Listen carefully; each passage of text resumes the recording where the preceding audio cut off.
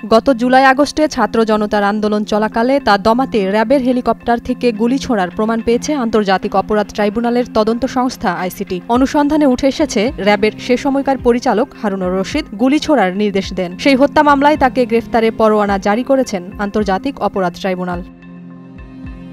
২৬ জানুয়ারি দুপুরে সাংবাদিকদের এসব কথা জানান ট্রাইব্যুনালের chief prosecutor Tajul Islam. Chief prosecutor জানান, জুলাই গণহত্যায় এখন পর্যন্ত ৯৬ জনের বিরুদ্ধে গ্রেফতারি পরোয়ানা জারি হয়েছে। এর মধ্যে সাবেক মন্ত্রী, আওয়ামী লীগ নেতা ও পুলিশ কর্মকর্তার সংখ্যা বেশি।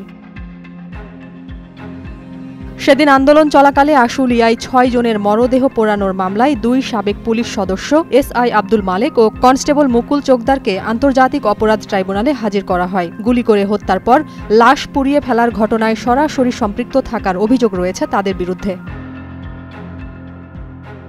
গত বছরের জুলাইয়ের শুরু থেকে সরকারি চাকরিতে কোটার বিরুদ্ধে আন্দোলনে নামে ছাত্ররা। তাদের আন্দোলন রাজপথে গড়ালে তা দমাতে শুরু থেকেই আওয়ামী লীগ সরকারের লেলিয়ে দেয়া পুলিশ ও র্যাব সহ বিভিন্ন বাহিনী খুবই বেপরোয়া ছিল।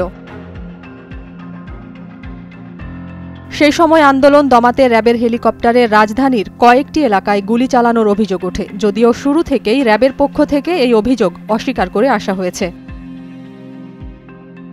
বেশ কিছুদিন আগেও র্যাবের সেই মহাপরিচালক অতিরিক্ত আইজিপি মোহাম্মদ হারুনুর রশিদ দাবি করে বলেন, সহিংসতা ঠেকাতে র্যাপিড অ্যাকশন ব্যাটালিয়ন হেলিকপ্টার থেকে কোনো গুলি করেনি। তিনি বলেন, হেলিকপ্টার থেকে সাউন্ড গ্রেনেড ও টিয়ার শেল নিক্ষেপ করা হয়েছে, কিন্তু কোনো গুলি করা হয়নি।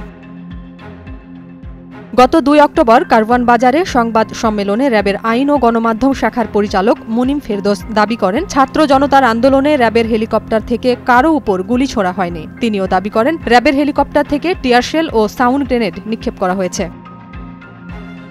সে সময় মুনিম ফেরদৌস বলেন, ছাত্র জনতার আন্দোলনের সময় যাদের সম্পৃক্ততা আছে ভিডিও ফুটেজ দেখে দেখে তাদের গ্রেফতার করা হচ্ছে। আরও ৩০ থেকে ৪০ জনকে শনাক্ত করে গ্রেফতারের চেষ্টা চলছে। যারা হেলমেট পরা অবস্থায় হামলায় অংশ নিয়েছিল তাদেরও শনাক্ত করা হচ্ছে।